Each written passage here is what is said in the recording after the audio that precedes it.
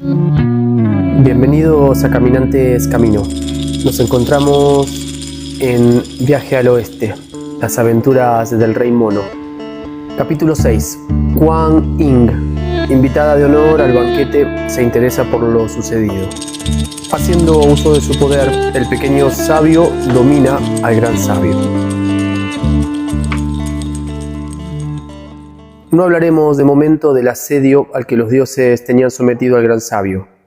Sí lo haremos, sin embargo, de la compasiva dispensadora, la eficiente bodhisattva Kuan Yin, de la montaña Potalaca de los mares del sur. Era una de los invitados de honor de la reina madre al gran festival de los melocotones inmortales, y al entrar en la cámara del tesoro acompañada de su fiel discípulo, Huey An, comprobó estupefacta que la sala yacía en el más absoluto desorden, y que las mesas habían sido volteadas a placer. De hecho, ninguno de los invitados allí presentes parecía atreverse a tomar asiento, prefiriendo enfrascarse en una movida y acalorada discusión. Al ver entrar a la bodhisattva, la saludaron con cortesía y la pusieron al tanto de lo ocurrido con la mayor brevedad que les fue posible, puesto que, según parece, este año no va a haber ni brindis ni festival. Creo que lo mejor que podemos hacer es ir a visitar al emperador de Jade, sugirió Kuan Yin. Los dioses no pusieron ningún reparo en seguirla, y sin mediar ninguna palabra más se dirigieron a la sala de la luz perfecta, donde la bodhisattva se encontró con los 4 preceptores celestes y el inmortal de los pies descalzos. A grandes rasgos la informaron de la expedición enviada por el emperador de Jade contra el monstruo y de la intranquilidad que su tardanza estaba provocando en las dependencias imperiales. «Me gustaría entrevistarme con el emperador de Jade», dijo entonces la bodhisattva. «¿Seríais tan amable de anunciarle mi llegada?»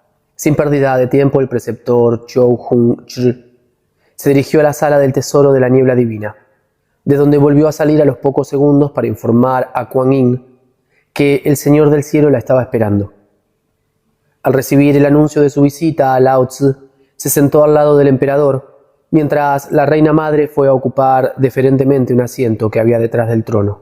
Kuan Yin no tardó en entrar, seguida de los otros dioses, y tras presentar sus respetos al emperador de Jade y saludar a Lao Tzu y a la reina madre, preguntó con la llaneza que le era habitual: «¿Queréis explicarme por qué ha sido suspendido el gran festival de los melocotones inmortales? Siempre lo hemos celebrado. Todos lo hemos pasado maravillosamente», contestó el emperador de Jade. «Pero este año un mono engreído ha destrozado todos los preparativos, no dejándonos otra cosa que una insoportable frustración». «¿Podéis decirme de dónde procedía ese mono?», volvió a preguntar la bodhisattva.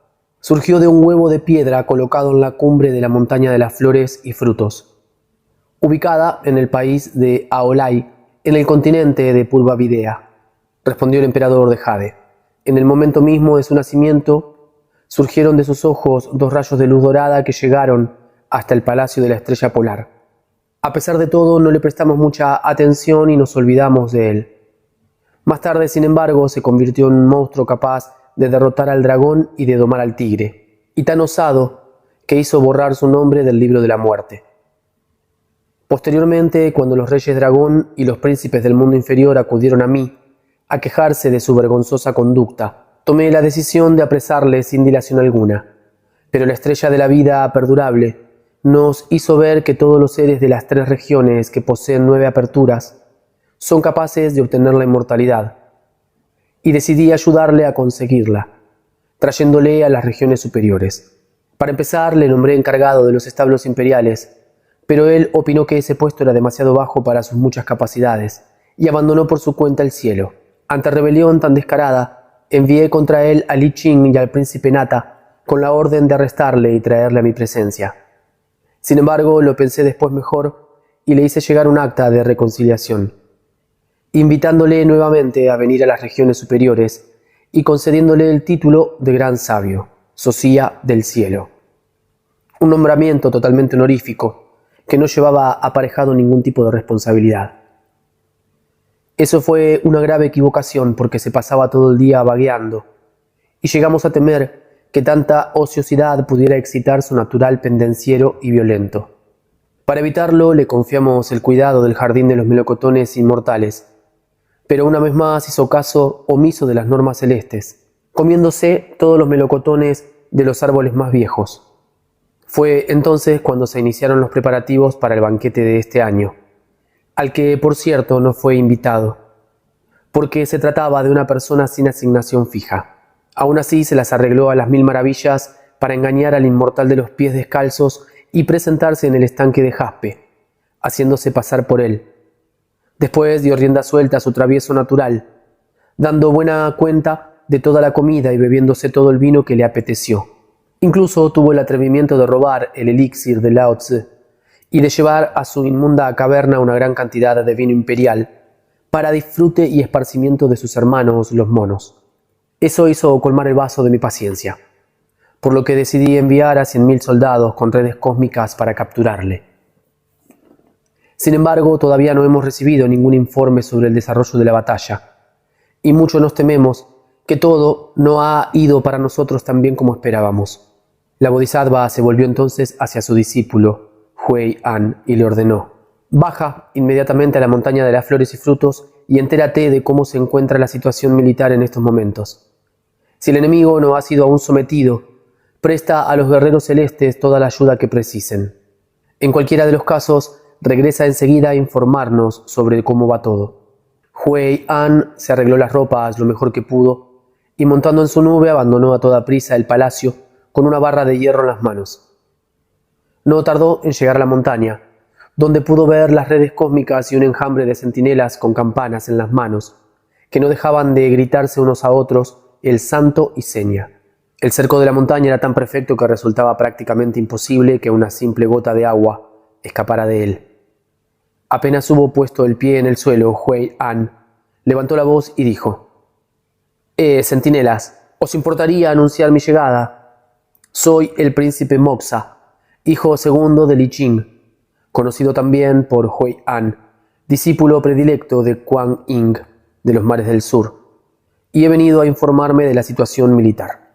Sin pérdida de tiempo, los centinelas de las 5 montañas dieron cuenta a sus superiores de su llegada, encargándose las constelaciones de Acuario, Escorpio e Hidra de llevar directamente ese anuncio hasta el mismísimo comandante en jefe de todo el ejército.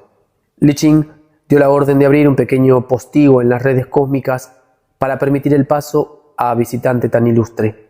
Estaba empezando a clarear ya por el este, cuando Hui An pudo por fin postrarse en tierra ante los 5 de barajas. Concluidos los saludos, Li Qing le abrazó cariñosamente y le preguntó: ¿se puede saber de dónde vienes, querido hijo? Es muy largo de contar, contestó Hui An.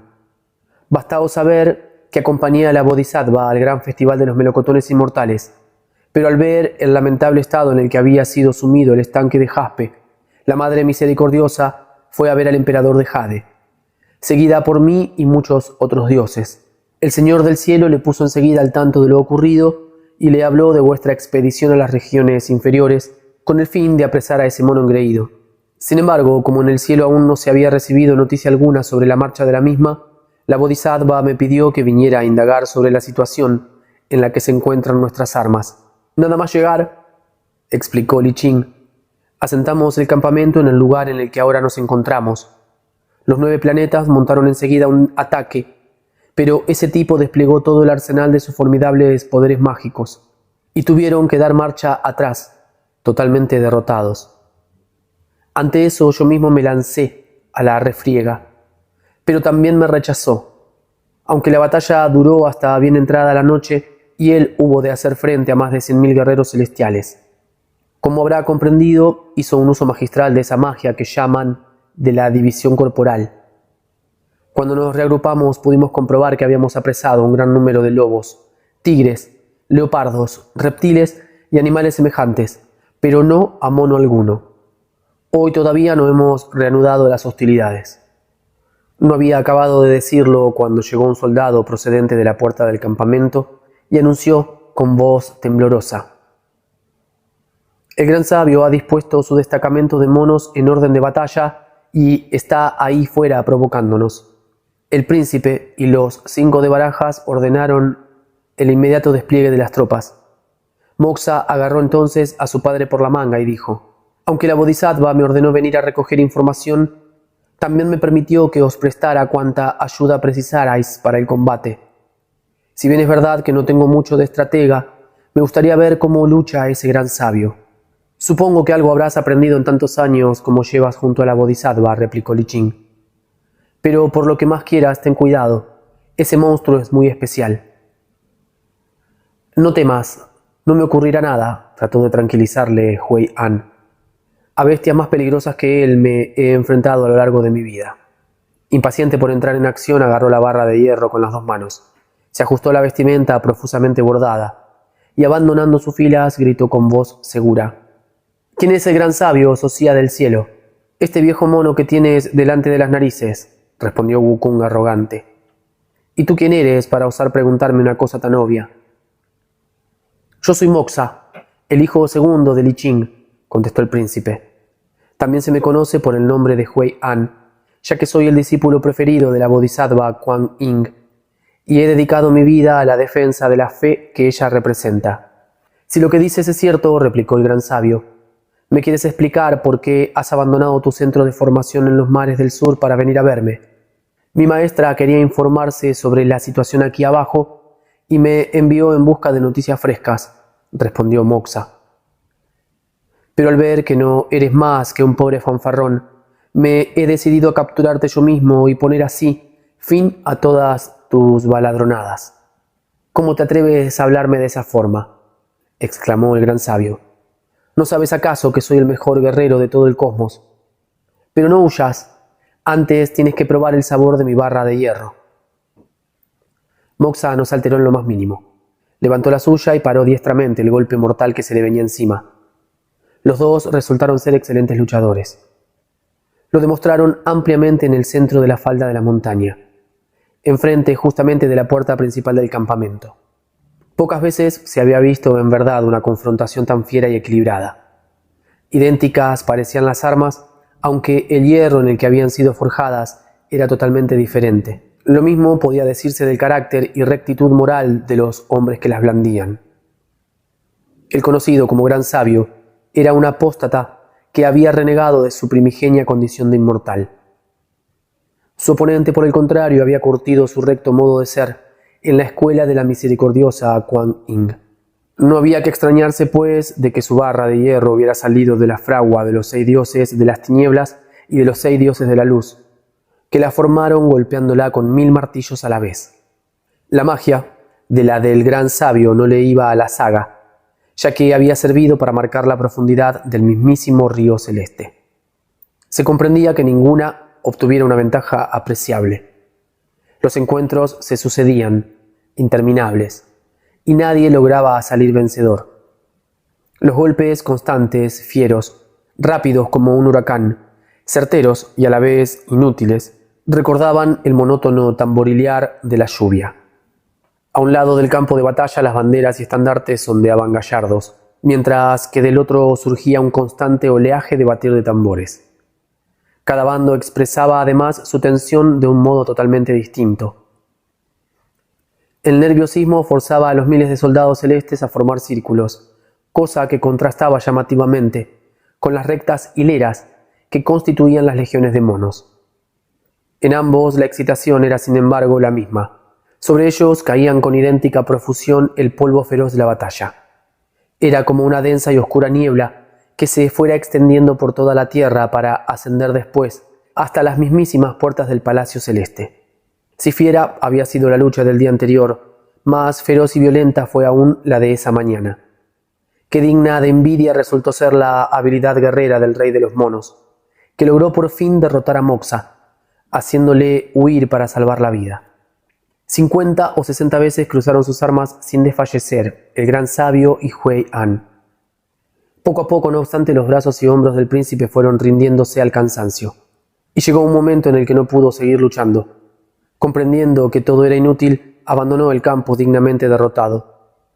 El gran sabio se volvió entonces hacia los suyos y, tras hacerlos formar en estricto orden de batalla, procedió a asegurar los accesos al interior de la caverna.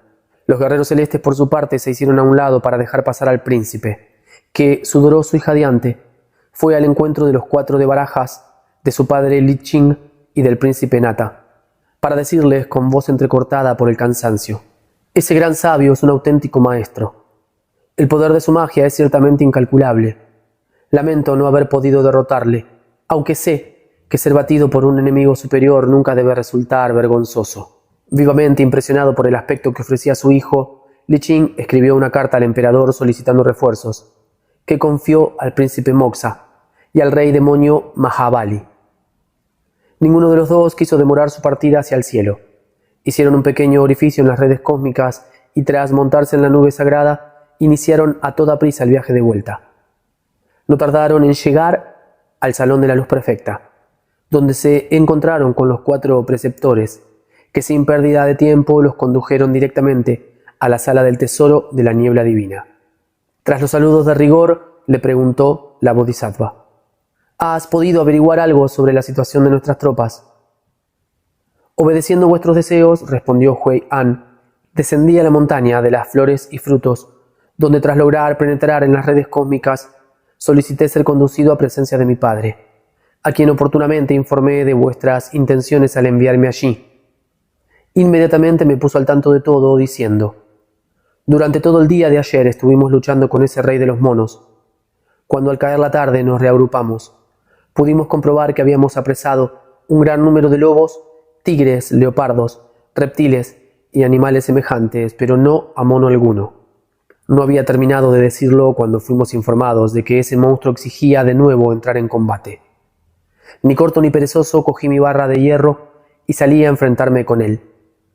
Hasta 50 o 60 veces llegamos a cruzar nuestras armas, pero al final no pude dominarle y hube de regresar al campamento derrotado. Eso ha movido a mi padre a enviarnos al rey demonio Mahabali y a mí en busca de ayuda. La Bodhisattva no hizo ningún comentario, limitándose a sacudir ligeramente la cabeza y a sopesar la gravedad de la situación. El emperador de Jade, por su parte, terminó de leer el escrito de Li Qing y soltando la carcajada exclamó despectivo: es ridículo solicitar nuevos refuerzos. ¿Qué tiene de especial ese mono para que 100.000 soldados celestes sean incapaces de vencerle? No me cabe en la cabeza que Li Qing pida más tropas para poder cumplir su misión. ¿Quiere alguien decirme qué batallón podemos enviarle? No le deis más vueltas a la cabeza, dijo Kuan Yin con las manos dobladas sobre el pecho, apenas hubo terminado de hablar. Creo que puedo recomendaros a un dios que con toda seguridad dominará a ese mono. ¿Se puede saber en quién estáis pensando?, preguntó el emperador de Jade, escéptico. En vuestro propio sobrino, majestad, contestó la Bodhisattva, en Erlang, el maestro inmortal de la sagacidad absoluta, que como bien sabéis, ha fijado su residencia en el nacimiento del río de las libaciones, en la prefectura de Kuang, donde goza a manos llenas de las ofrendas que le hacen los moradores de las regiones inferiores.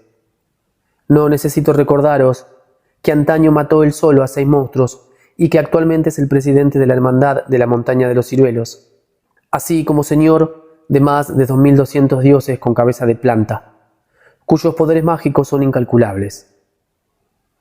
No obstante, ese inmortal es un tanto orgulloso y solo se decidirá a capturar a ese monstruo si, de una manera individualizada, le enviáis la orden de presentarse con sus tropas en la escena de la batalla. Si así lo hacéis, tened por seguro que terminará abatiendo a vuestro enemigo. El emperador de Jade redactó a toda prisa la orden, que confió al rey demonio Mahabali para que se la hiciera llegar cuanto antes a su destinatario. Mahabali montó en su nube y se dirigió hacia el nacimiento del río de las libaciones. Le llevó poco menos de media hora alcanzar el lugar en el que habitaba el maestro inmortal. Al verle acercarse, los demonios que guardaban las puertas de la mansión corrieron a informar a su señor, diciendo: acaba de llegar un mensajero con un escrito del emperador para vos. Erlang y sus hermanos abandonaron al punto sus asientos y salieron a recibir a Mahabali, quien les entregó una carta del Señor del Cielo en la que se decía: el gran sabio Socia del Cielo, un mono procedente de la montaña de las flores y frutos, se ha declarado en abierta rebeldía. Al robar el elixir, hartarse de melocotones y emborracharse con el vino imperial, esa bestia ha impedido la celebración del gran festival de los melocotones inmortales. Por ese motivo hemos enviado contra él 100.000 soldados celestes con 18 redes cósmicas, y la orden expresa de cercar su montaña y apresarle. Pero hasta este momento presente la victoria no ha sido todavía asegurada. Por medio de la presente pedimos pues a nuestro muy digno sobrino y a sus hermanos que se desplacen cuanto antes a la montaña de las flores y frutos, y con su aportación contribuyan a la definitiva derrota de ese monstruo. En caso de que el éxito sonría a vuestros esfuerzos, seréis ascendidos y recompensados con generosidad. Visiblemente complacido, el maestro inmortal se volvió hacia el rey demonio y le dijo: regresa cuanto antes a palacio e informa a tu señor de que puede contar en esta empresa con mi humilde aportación.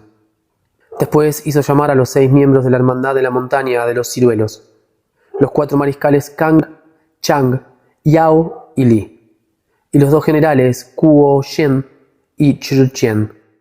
Y les dijo, una vez que hubieron tomado asiento: el emperador de Jade ha decidido enviarnos a la montaña de las flores y frutos a detener a un mono rebelde. No perdamos pues ni un solo minuto y dirijámonos allí cuanto antes. Diligentes como siempre, los hermanados convocaron a sus soldados, sacaron los halcones y las trailias de perros, cogieron los arcos y las flechas que siempre tenían a punto, y montándose en un viento huracanado cruzaron en un abrir y cerrar de ojos el océano oriental. Al llegar a la montaña de las flores y frutos, se toparon con las redes cósmicas y gritaron a los guardias: hemos sido enviados por el emperador de Jade a capturar al mono rebelde. Abridnos, pues, la puerta del campamento y dejadnos pasar. Los guardianes transmitieron el mensaje a sus superiores hasta llegar a oídos de los 5 de Barajas, que salieron a recibirlos a los mismísimos lindes del campo.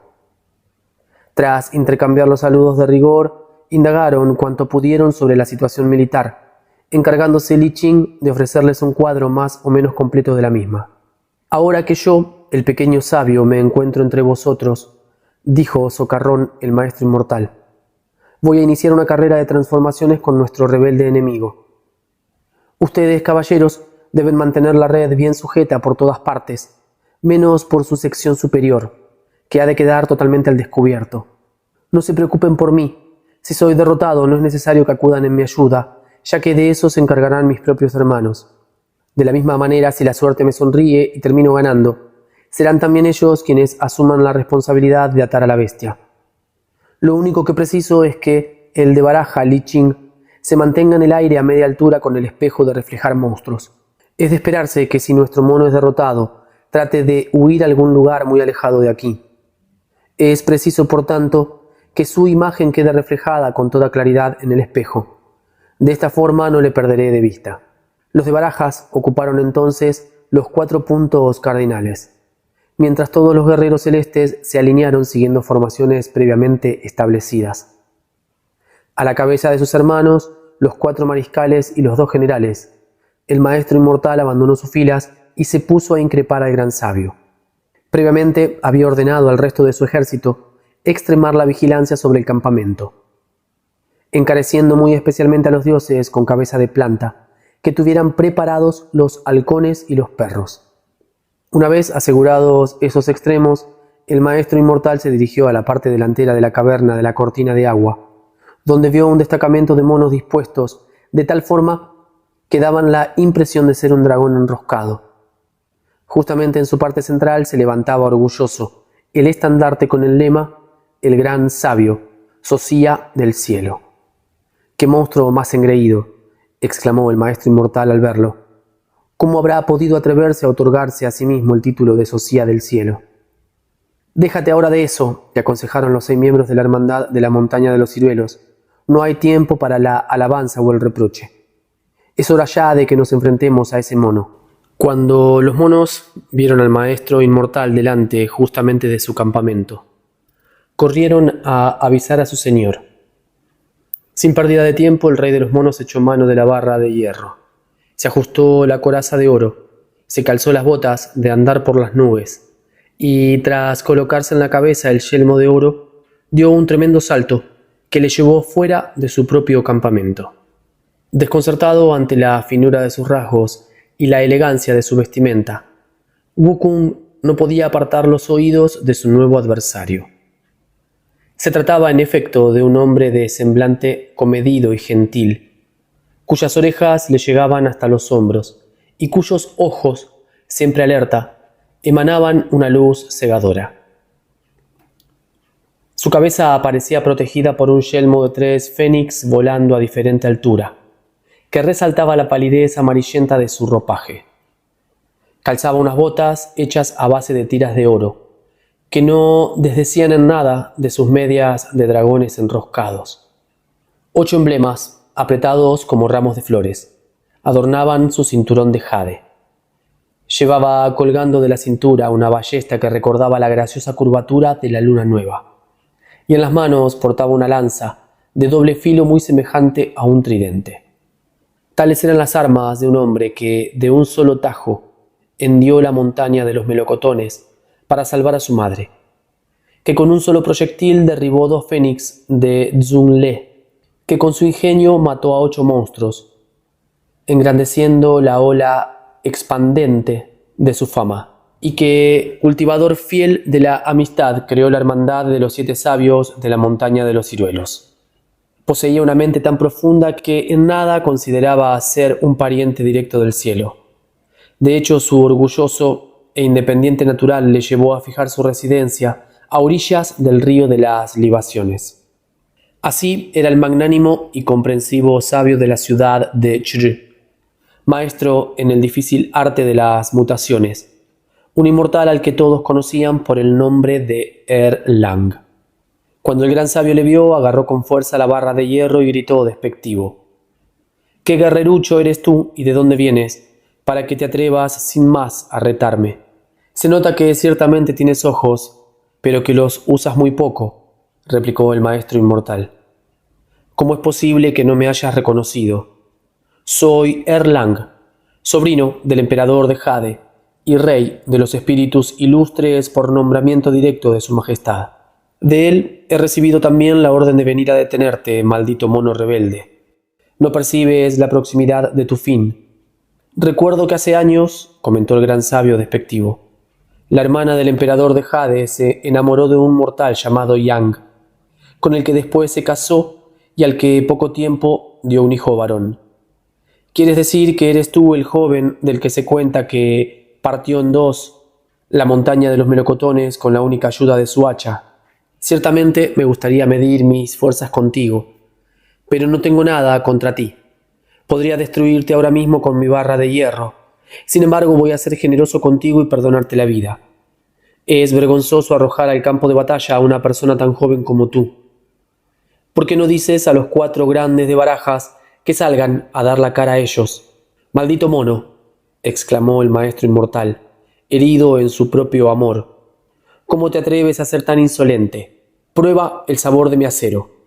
Y lanzó de improviso un terrible tajo de su lanza, que el gran sabio detuvo levantando oportunamente la barra de hierro. La lucha en la que los dos se enfrascaron fue digna de auténticos campeones. Erlang, el dios de la ilustre gentileza, gallardo y de elevado espíritu, desafió al hermoso rey de los monos.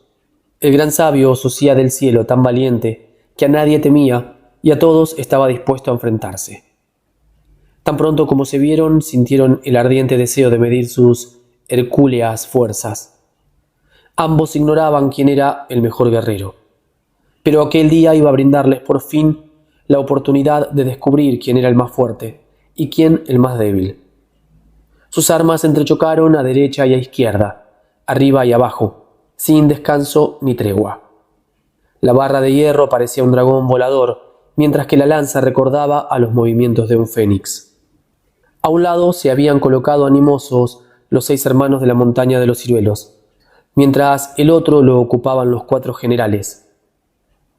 Ambos grupos agitaban sin cesar sus estandartes y banderas entre el batir de los tambores, el sonido de los gongs y los gritos de ánimo. Las 2 armas, mientras tanto, buscaban penetrar en la carne del contrario, pero se lo impedían sus continuas fintas y rechazos. ¿Qué otra cosa podía esperarse de piezas tan maravillosas como la barra de hierro de los extremos de oro, portento de los mares, capaz de metamorfosearse y de volar hasta las mismísimas cumbres de la victoria? Un solo descuido podía conducir a la muerte y hacer que la suerte se disolviera como la niebla para siempre. Más de 30 veces seguidas midieron sus armas el maestro inmortal y el gran sabio, sin que la victoria se inclinara por ninguno de las dos bandas. El inmortal consideró por tanto llegado el momento hacer uso de sus poderes mágicos, y con una simple sacudida del cuerpo se convirtió en un gigante de más de 100.000 pies de altura. Al mismo tiempo su rostro adquirió una extraña coloración verde. Sus dientes se hicieron tan afilados como sables y toda su figura, incluido el cabello, se tornó de un color rojo oscuro. Blandiendo con ambas manos la lanza de los dos cortes y las 3 puntas, lanzó un tremendo golpe contra la cabeza del gran sabio. Pero éste, haciendo también uso de su poderosa magia, se transformó en una figura tan alta y con los mismos rasgos que la de Erlang. La barra de hierro experimentó un cambio parecido, adquiriendo un tamaño tan grande que parecía la columna del monte Kwenlun, sobre la que se asientan los cielos. Solo así podía hacer frente a los mandobles del inmortal. Tan inesperada visión produjo tal espanto en los mariscales Ma y Liu que no pudieron seguir sosteniendo en sus manos los estandartes. Lo mismo les ocurrió a los generales Peng y Pa, quienes parecieron olvidarse de pronto de cómo usar la cimitarra y la espada. Viendo que la situación se estaba volviendo complicada para su hermano, Chang, Yao, Li, Kuo Shen y Chirchen ordenaron a los dioses con la cabeza de planta que soltaran a los halcones y a los perros y los lanzaran contra los monos que protegían la caverna de la cortina de agua con arcos y flechas. El ataque resultó tan efectivo que los 4 comandantes de los monos huyeron en desbandada, cayendo prisioneros entre 2 y 3.000 monos, que en la confusión abandonaron sus escudos, tiraron sus lanzas y arrojaron al suelo sus espadas. Después, sin dejar de correr ni gritar, algunos trataron de escapar montaña arriba, mientras otros buscaron refugio en el interior de la caverna. Era como si un gato salvaje hubiera caído por la noche en un nido de pájaros, y todos se hubieran elevado hacia las estrellas, llenando el cielo del oscuro batir de sus alas. La hermandad de la montaña de los ciruelos obtuvo así una victoria total y completa. Al ver el gran sabio la lamentable suerte que habían corrido sus monos, sintió que una profunda tristeza se abatía sobre su corazón, y el valor fue poco a poco abandonándole. Sin ánimos para continuar la lucha, recobró su forma normal y dándose la vuelta huyó, arrastrando la pesada barra de hierro. Al verlo, el maestro inmortal le persiguió a grandes zancadas sin dejar de gritar: «¿A dónde vas, cobarde? Si te rindes ahora, te será perdonada la vida». Pero el gran sabio, lejos de detenerse a reanudar la lucha, corrió lo rápido que pudo. Cerca de la entrada de la cueva se topó con los mariscales Kang, Chang, Yao y Li, y con los generales Kuo Shen y Chirchen, que estaban precisamente tratando de cortarle la retirada, y le gritaron: «¿A dónde crees que vas, mono maldito?». Comprendiendo la gravedad de su situación, el gran sabio redujo la barra de hierro al tamaño de una aguja de bordar y se la escondió en un oído. Después, con un breve estremecimiento del cuerpo, se convirtió en un pequeño gorrión, que fue a esconderse a la rama más alta de un árbol. Desconcertados, los 6 hermanos le buscaron por todas partes, pero no pudieron encontrarle. «Hemos perdido al monstruo», repetían con visible nerviosismo. «Hemos perdido al monstruo». Cuando más agitados parecían, se les acercó el maestro inmortal y les preguntó: «¿En qué punto concreto le habéis perdido de vista?». «Aquí mismo», contestaron ellos. «Le teníamos acorralado y de pronto desapareció». Erlang abrió cuanto pudo su ojo de fénix e inspeccionó con cuidado el lugar. De esta forma no trató en descubrir que el gran sabio se había convertido en un gorrión y se hallaba posado en la rama más alta de un árbol. En un abrir y cerrar de ojos recobró su forma habitual y se desprendió del peso de su ballesta. Pero todavía no había tocado ésta el suelo, cuando se convirtió en un halcón con las alas extendidas, presto a caer sobre su presa. El gran sabio sacudió entonces su plumaje y se transformó en un cormorán, que se elevó con rapidez hacia la altura. En cuanto Erlang lo vio, batió con fuerza sus alas y se metamorfoseó en una gaviota gigantesca, capaz de adentrarse en las nubes y capturar con el pico todo cuanto en ellas se escondiera. El gran sabio se vio obligado, pues, a descender, y tras mutarse en un pececillo, se dejó caer en un arroyuelo. Erlang se llegó enseguida hasta el borde del agua, pero no pudo descubrir ni su sombra y se dijo: por fuerza, ese mono ha tenido que meterse en el agua y transformarse en un pez, una gamba o algo por el estilo. Así que lo mejor que puedo hacer es cambiar yo mismo de apariencia. Y ni corto ni perezoso tomó la forma de un halcón pescador, que batió con fuerza a las aguas que discurrían el río abajo. Ajeno a ese nuevo cambio, el gran sabio se dejó mientras tanto arrastrar por las corrientes, pero al alzar de pronto la vista vio un pájaro que parecía cometa verde. Aunque sus plumas no eran del todo verdes, recordaba por su tamaño a una garceta. Aunque su plumaje era más bien ralo y se asemejaba a una grulla vieja. Aunque sus patas carecían de la tonalidad roja de la de esos animales. Ese debe de ser Erlang, que anda buscándome, se dijo, y al instante se dio media vuelta, nadando en dirección contraria. Pero al hacerlo dejó escapar unas cuantas burbujas que no pasaron desapercibidas para el maestro inmortal, quien pensó: ese pez parece una carpa, aunque su cola no es roja. Se asemeja a una perca, aunque sus escamas no forman figura alguna. Recuerda a una anguila, aunque en la cabeza no tiene ninguna estrella. Y es idéntico a una brema, aunque sus agallas carecen totalmente de cerdas. Porque ha tratado además de escaparse en cuanto me ha visto. Sin duda es el mono rebelde. Y se zambulló en el agua intentando agarrarle con el pico. Pero el gran sabio logró esquivarle a tiempo y se transformó en una serpiente de agua que nadó rápidamente hacia la orilla, perdiéndose al punto entre la alta hierba que allí crecía. Cuando Erlang comprobó que todos sus esfuerzos habían resultado en vano y que una serpiente salía precipitadamente de las aguas, dedujo sin lugar a dudas que el gran sabio había vuelto a metamorfosearse. Se volvió lo más rápidamente que pudo y se convirtió en una grulla gris con la cabeza roja, que trató de devorar a la serpiente con las aceradas pinzas de su pico. Una vez más, el gran sabio logró conjurar el peligro, transformándose en una avutarda moteada, que se quedó rápidamente quieta en las turbias aguas de la orilla. Cuando Erlang vio que el mono había tomado la forma de un animal tan vulgar, de todos es conocido que las avutardas moteadas ocupan el rango más ínfimo dentro del mundo de las aves, y que su promiscuidad es tan notoria que no dudan en aparearse indiscriminadamente con fénix, halcones y grajos. Se negó a acercarse a él. Volvió a asumir la figura que le era habitual, tensó cuanto pudo su arco y lanzó un proyectil contra el pájaro, que salió despedido por los aires. Pero hasta de una situación tan comprometida como esa sacó provecho el gran sabio. Mientras caía rodando colina abajo, se las arregló para metamorfosearse una vez más, convirtiéndose en esta ocasión en un pequeño templo dedicado a la deidad local.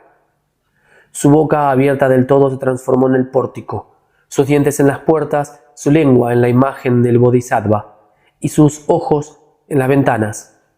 El rabo le planteó, sin embargo, un serio problema que solucionó poniéndolo erecto y convirtiéndolo en un mástil. El maestro inmortal, mientras tanto, se lanzó en su persecución montaña abajo, pero en vez de la avutarda que acababa de abatir, se encontró solo con un pequeño templo. Desconcertado, abrió cuanto pudo su ojo de fénix y lo analizó detenidamente. Nada parecía normal. Todo se ajustaba a la perfección a ese tipo de construcciones religiosas, pero al ver el mástil que se alzaba en la parte posterior, soltó la carcajada y se dijo: «Es el mono, no me cabe la menor duda. De nuevo está tratando de engañarme el muy embaucador. He visto muchos templos a lo largo de mi vida, pero jamás me he topado con ninguno que tuviera un mástil en esa parte, de lo que deduzco que deba tratarse de un nuevo truco de ese animal. ¿Para qué arriesgarme a entrar en su interior y dejar que me triture? Una vez que me haya dentro, lo que debo hacer es destruir sus ventanas con los puños y derribar todas sus puertas de una patada». Al oír eso, el gran sabio se puso muy nervioso y exclamó: «¡Qué bruto estás hecho! ¿No comprendes que las puertas son mis dientes y las ventanas mis ojos? ¿Quieres explicarme qué es lo que voy a hacer cuando la hayas reducido a añicos?» Y dando un gran salto, volvió a perderse de nuevo en la altura. El maestro inmortal levantó la cabeza tratando de dar con él, pero todo resultó inútil. En esto llegaron hasta donde él estaba los 4 mariscales y los 2 generales y le preguntaron: «¿Has atrapado ya al gran sabio, hermano?» «Hace un momento ese mono rebelde trató de engañarme, convirtiéndose en un templo», contestó sonriendo el maestro inmortal. Cuando me disponía a destrozar las ventanas y derribar la puerta de una patada, dio un salto y desapareció de mi vista. Todo eso está resultando un poco extraño, ¿no os parece? Los recién llegados se unieron a la búsqueda, pero tampoco ellos pudieron encontrar el menor rastro del desaparecido. «Vosotros quedaos aquí vigilando», les sugirió el maestro inmortal, «mientras yo voy allí arriba a buscarle». Se montó en una de las nubes y se elevó hacia lo alto. A medio camino entre la tierra y el cielo se topó con Li Qing y Nata, que sostenían el espejo de reflejar monstruos, y les preguntó: «¿Habéis visto al rey de los monos?» «No ha subido hasta aquí», contestó el de baraja, «te lo aseguro. He estado mirando todo el rato el espejo». Después de hablarles del extraño duelo de metamorfosis que habían tenido y de la captura del resto de los monos, el maestro inmortal concluyó: «Por último se convirtió en un templo, pero se escapó cuando estaba justamente a punto de atraparle». Li Qing volvió a girar el espejo y tras mirar en él con detenimiento, urgió al inmortal, diciendo: «Rápido, maestro, daos prisa». Valiéndose de sus poderes de invisibilidad, el mono ha logrado romper el cerco y se dirige a la desembocadura del río de las libaciones. El gran sabio, en efecto, no tardó en llegar a ese punto, y con una leve sacudida del cuerpo se convirtió en el propio Erlang. De esta guisa bajó de la nube y se dirigió directamente al santuario. Los demonios que lo atendían no notaron ninguna diferencia con el auténtico Erlang y le dejaron el paso franco. Todos ellos, de hecho, se echaron rostro en tierra y golpearon repetidamente el suelo con la frente en señal de bienvenida. Con su desenvoltura habitual se sentó en el trono y empezó a examinar las diferentes ofrendas. 3 clases distintas de carne, presentadas por Li Hu, el sacrificio votivo ofrecido por Chang Lu, la petición de un hijo hecha por Chao Chia y la súplica de curación dirigida por Qian Ping. Mientras estaba inspeccionándolas, llegó alguien e informó sobresaltado: «Acaba de llegar otro santo padre». Presos del pánico, todos los demonios corrieron a ver si era verdad. Sin dejar de sonreír, el maestro inmortal les preguntó: «¿Ha venido aquí ese rebelde que se hace llamar el gran sabio o Socia del cielo?» «No hemos visto a ningún gran sabio», respondieron los démonos, desconcertados. «Lo único que podemos decir es que ahí dentro hay otro santo padre, examinando las ofrendas». El maestro inmortal se precipitó hacia el interior. Al verle aparecer, el gran sabio adquirió su forma habitual y dijo con pasmosa tranquilidad: «Es inútil que os sigáis molestando. Ahora este se llama el templo de Sun Wukong». Sin hacer el más mínimo comentario, alzó la lanza de los 2 cortes y las 3 puntas y descargó un tremendo golpe, que el rey de los monos esquivó oportunamente, al tiempo que sacaba de la oreja la diminuta aguja de bordar que había sido su barra de hierro. Con una simple sacudida adquirió una vez más el grosor de un cuenco de arroz. Wukong la asió con firmeza y de nuevo volvió a enzarzarse con Erlang en un terrible cuerpo a cuerpo. El combate comenzó justamente en la misma puerta del templo y continuó por las nubes y neblinas hasta alcanzar la montaña de las flores y frutos. Los contendientes no dejaron de intercambiarse golpes e insultos durante todo el trayecto. Los 4 de barajas se sintieron tan sorprendidos por su súbita aparición que inmediatamente se pusieron en guardia. No pasó mucho tiempo antes de que los mariscales unieran sus fuerzas a las del maestro inmortal en su intento por cercar al hermoso rey de los monos, gesta de la que por el momento no hablaremos más aquí. Sí lo haremos, sin embargo, del demonio Mahabali, quien tras solicitar al maestro inmortal y a sus 6 hermanos que se hicieran cargo de la ingrata tarea de dominar al monstruo rebelde, regresó a la región superior e informar del resultado de sus gestiones. El emperador de Jade estaba hablando en el salón del tesoro de la niebla divina con la bodhisattva Kuan Yin, la reina madre y un nutrido grupo de funcionarios, y sin poder contener el nerviosismo preguntó muy excitado: «Si, como afirmáis, Erlang ha entrado ya en combate, ¿cómo es posible que no hayamos recibido todavía ningún informe más? Si me permitís invitaros a vos y al patriarca del Tao a asomaros a la puerta sur», contestó Kuan Yin, con las manos dobladas al pecho tratando de tranquilizarle. «Podréis ver por vos mismo cómo van las cosas». «Excelente sugerencia», exclamó complacido el emperador de Jade. Hizo traer la carroza imperial y en compañía del patriarca de Kuan Yin de la reina madre y de un número considerable de funcionarios, se dirigió a la puerta sur, donde fue recibido con sumo respeto por los soldados y guardianes allí estacionados. Tras abrir la verja, comenzaron impacientes a otear la distancia, logrando ver, con las limitaciones impuestas por las circunstancias, las redes cósmicas de las que los soldados tiraban con fuerza y cubrían todo el campo visual. Aldebarán Halichin y al príncipe Nata, que sostenían a media altura el espejo de reflejar monstruos, y al maestro inmortal y a sus hermanos, que trataban de acorralar al gran sabio en medio de una lucha salvaje. La Bodhisattva se volvió hacia Lao Tzu y le preguntó: ¿qué opinas de mi recomendado Erlang?